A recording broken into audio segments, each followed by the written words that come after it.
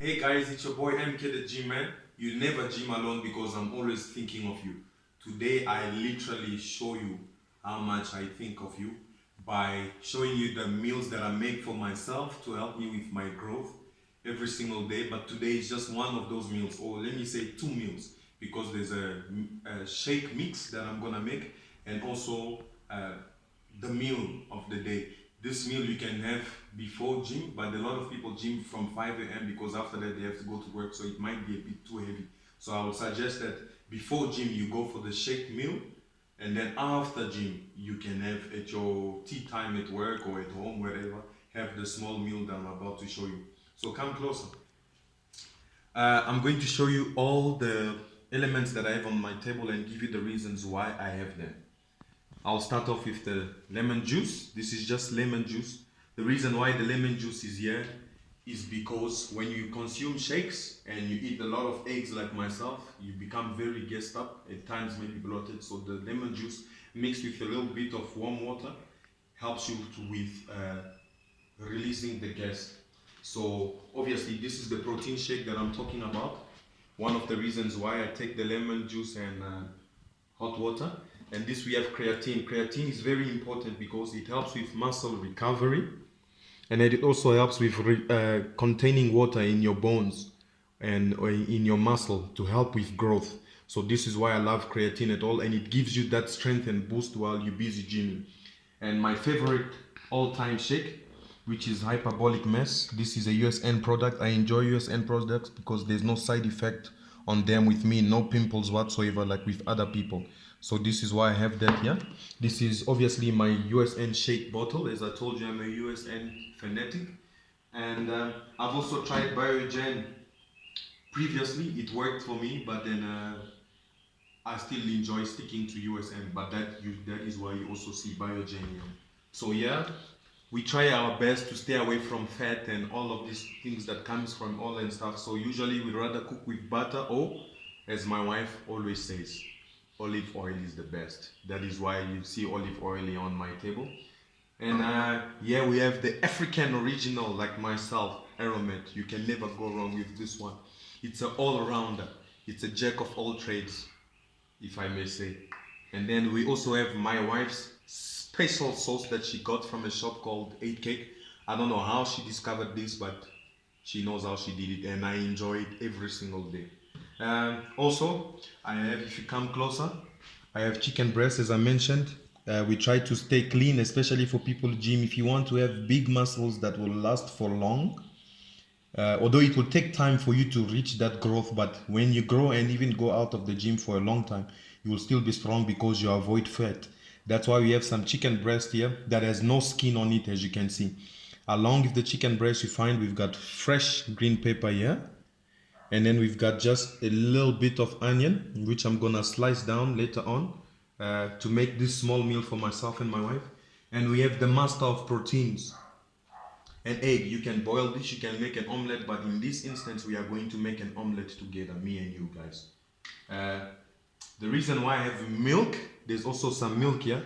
I would like to show you the magic that milk does when it comes to an omelette or an egg. There's something very good that milk does. uh, Also for the shake, you can actually mix the milk with your shake, and then that helps you with the growth immediately. It does not mean eating clean means that your food must be boring, because a lot of gymming personalities out there cook meals, but they look so, like, you don't get an appetite from looking at that. And usually people enjoy eating something that before they can even taste the look and the aroma, everything makes it feel like it's already in their stomach, in their tummy. That is why I have mixed veg here as well. Now we move to the kitchen tools that I believe everyone must have, especially pregnant women. One of the best things that you must have is a thermometer, because pregnant women and people who like their food well done need to cook all of those meals. As you can see, it's telling you how you cook each and every single thing, from cow to pork, chicken, or whatever, how many degrees you must cook those things at. And then I love watches, but then in this house the lady has recommended that we use a timer. So that is my intro. I will explain to you the rest shortly. Okay guys, so now I mentioned to you the egg and the milk, the green pepper and the onion. So I'm going to show you a tactic on how to make an omelette that is very thick by just using milk, and to add some bit of flavor into the omelette. That's why we have the onion and the green pepper. Come closer. Okay, I have some hospitality experience. This is where I learned how to make some of these things when I was working at a hotel, 5-star hotel in Kempton Park at Empress Palace here in South Africa, called Aurelius. So in Aurelius, that's where I learned this, and I hated the job at the time, but now I see that we all go through things for a reason. And today the reason for why I worked at this hotel is that now I have nice food that I can make for you to enjoy. So now I'm slicing the onion to add some flavor into your omelette. Don't chop your finger. That's a skill that a chef in Aurelius has taught me. So yeah, and always remember guys to keep your hands clean, especially when you're cooking for people. There's no need for people to have fungus in their systems. So I've chopped a bit of onion, and now to add flavor, remember I told you eating clean does not mean eating boring looking food. So now we are chopping green pepper as well. We are chopping that over there. And now the master of thickness that adds volume to the omelette. We pour a little bit of milk over there. We take a fork. People will use a whisker. I think my wife calls it a whisker or something. But then I like my old school style. I keep it with the fork, because the fork does the job. Even when I used to work in the kitchen, I've also worked on the Blue Train. I worked in the kitchen on the Blue Train. I worked in the room service, and I worked as a waiter in the, how can I call it, in the room, in the sitting room, or in the restaurant rather. So now we are busy beating this together, and we've added our milk already. Just to add a little bit more volume, I'm gonna just add a little bit more of a drop, and then we're gonna move this to the stove. By the time we come back, it will be ready. But be careful. While making an omelette, it may break into pieces, and then that's no longer an omelette. The reason why that happens is because there's probably not enough oil, or the heat may be too much. So I like to cook at 3 degrees, if I may refer to it like that. So now we're gonna move it to the pan. We pour that in here. Listen to this. As you can see, the fact that there's enough oil, immediately the volume, as you can see that there, it is going higher and higher and higher. So that's to make sure that you have enough eggs. So we'll be back once this is ready. Guys, now here's my favorite part, which many people can't do. I tried to show my mother-in-law, and then she just thought I was showing off. But then that has nothing to do with showing off. Now we're gonna do a chef's omelette flip, so that the omelette does not break on the pan, because then it becomes a boring omelette. So now let's hope that I get it right, because it may fail sometimes. But this is how you flip an omelette at once, so that it can look still in its shape. Epa, we got it right. So now we wait for the other side to cook. Until next time. Hey guys, so as you can see, our omelette is literally complete, and it has not broken. You see, I can balance it on the spatula because I put enough oil and I put my milk to add that volume. And now we shift it onto the plate. As you can see, a complete omelette, it's covering the entire plate. So now we move on to the chicken breast, a stuffed up chicken breast that has a lot of nice flavor in it. That will be the next part. Okay guys, we are back at it now. We have shown you in the beginning what to do with an omelette. Now we move to my favorite part, where we make a nice piece of chicken breast. My boy will be hollering at you guys now and then, but don't mind that. He's part of the family. Okay, this is now, as I told you, clean food does not mean it must not look nice. Now I'm gonna show you a technique that I've learned a long time ago. Hey guys, we're back at it again. The last thing I mentioned to you was about a chicken breast technique, so that the chicken breast does not look boring. So now, I'll be showing you how it goes. Come closer. So what? The first step that we'll do, chicken breast is also hard to cook if you're not used to it. So we just make some slight cuts here, so that the oil can be able to go in there and cook. And then the next thing that we're going to do is to make a little pocket inside the chicken breast. You make that little pocket over there. Just trying to get it properly. It is in this pocket that this piece comes in handy. Remember I said we don't have to make food that looks boring. So what we do now, we shove our mixed veg in there, into the chicken breast. As you can see, that is gonna add some flavor and some beauty onto the meal. I am advising you to do this for yourself next time. I think that's about it, because this one is not thick enough, because usually I like having some chicken breast that's very big, then I can make a proper hole. So now let's pause. I'll come back with some more. As I showed you previously, we stuffed the other chicken breast. Try to get the chicken breast with a very big size, so that you don't have difficulty making the hole like we had on this previous piece. So as you can see with this one, the hole is literally open now, and this is where you're gonna stuff your mixed veg and add some flavor and a nice look to your chicken breast. So we go again, put that in there and stuff it a little bit more, and there you have it. If the camera can zoom in, you can already see the look, how that looks. So by the time we cook this in our pan, just imagine how beautiful it's going to look. So we are done with this bit. Now we move on to what I said about the all-time last number, which is Aramet and my wife's favorite sauce from a place called Egg Cake. So what we're gonna do now is take our chicken breast, place it into the jug, open up the Aramet and do that a bit. This does not just help with adding flavor, but it also helps with making the sauce stick on the piece of chicken breast that we have over there.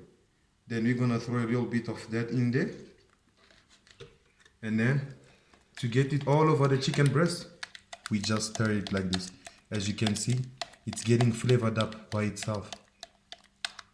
What we do is don't stop there. We take the next chicken breast and put it in there and do the same thing. Just a little bit more, and we add more of the sauce over there. Bam! And now we have ourselves two well-flavored chicken breasts that will be going onto the pan shortly.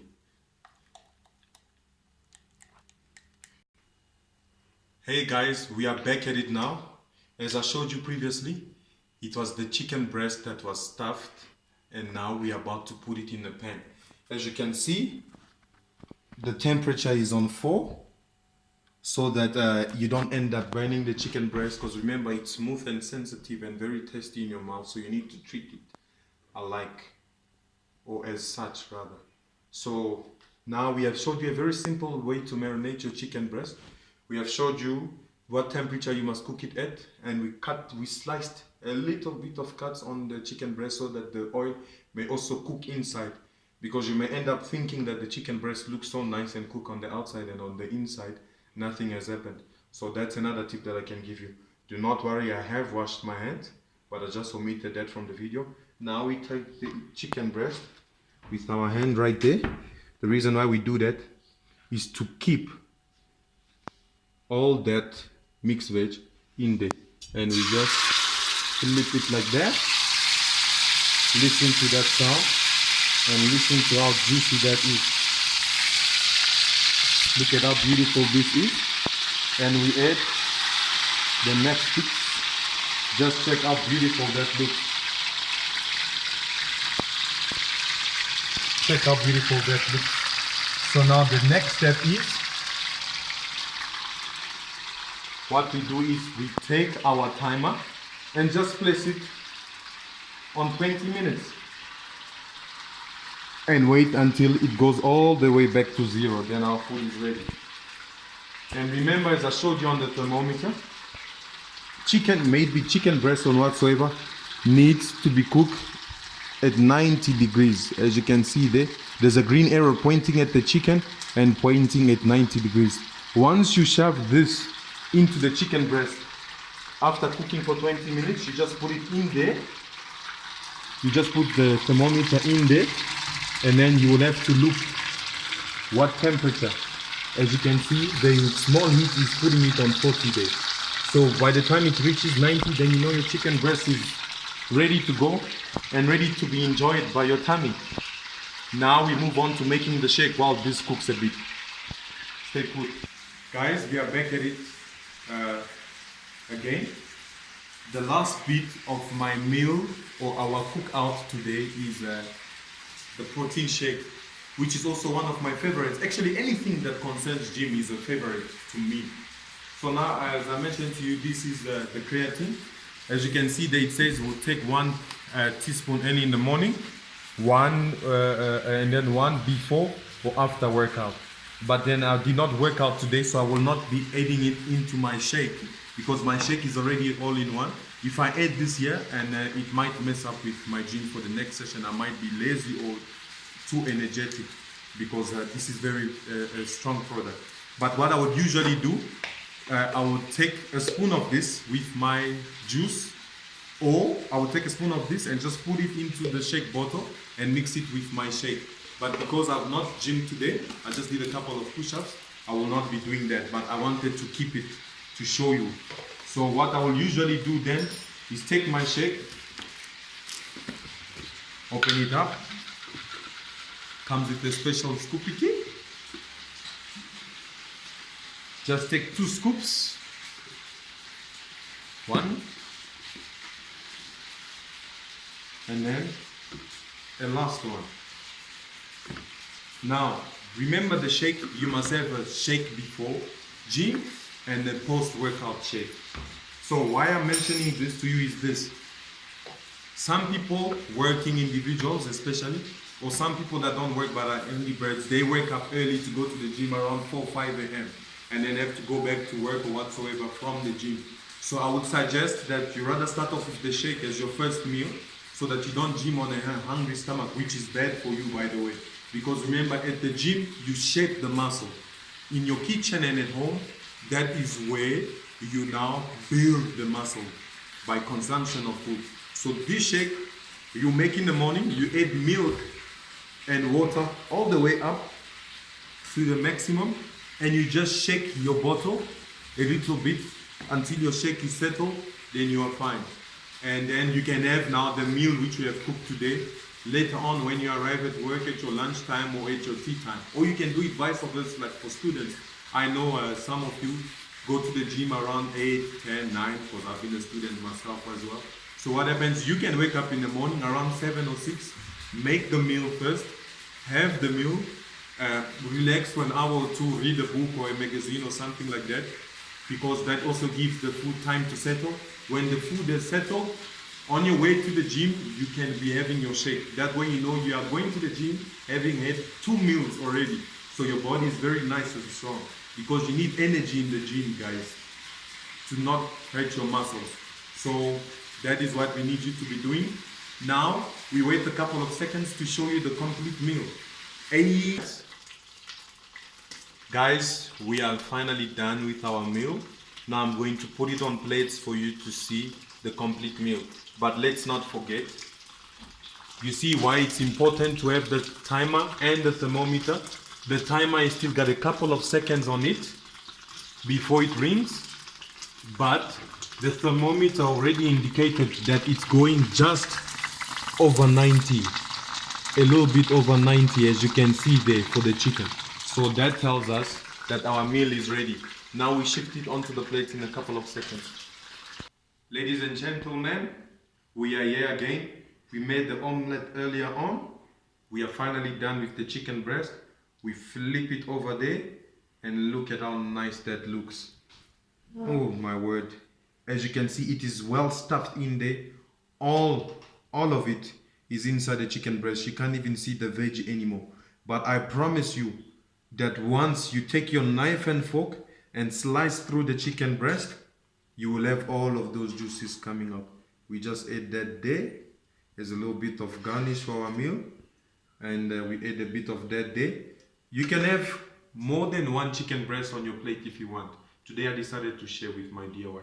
But usually I would have both chicken breasts on my own and an omelette and bread and sausages and stuff on one plate because my goal is bulking.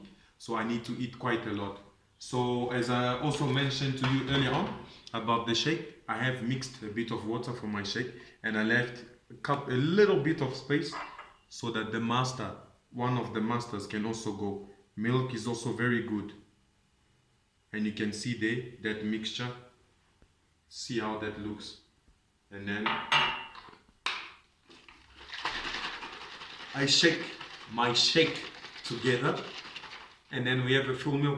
Remember to subscribe to my channel on YouTube, MK the Gym Man. That's M.K. the Gym Man in capital words. Love you so much. See you next time. I'm asking my wife to show herself on the screen, and this is the response that I'm getting. But I love you guys so much and see you next time. Hey!